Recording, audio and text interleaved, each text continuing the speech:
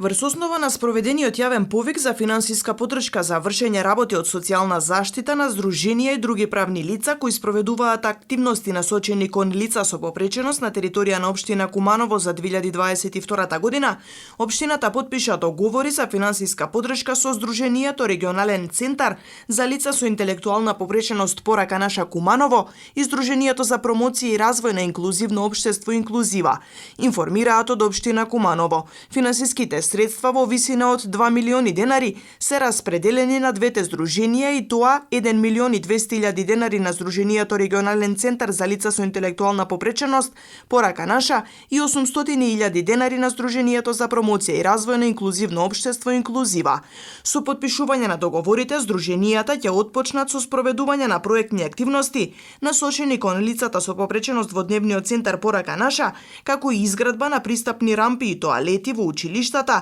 сензорни соби, инклузивни игралишта, активности за информирање, упатување и советување на лицата и нивните семејства. На овој начин, велат од општината, уште еднаш ја истакнуваме грижата за овие наши сограѓани со цел подобрување и унапредување на нивниот живот и поголема вклученост во општеството.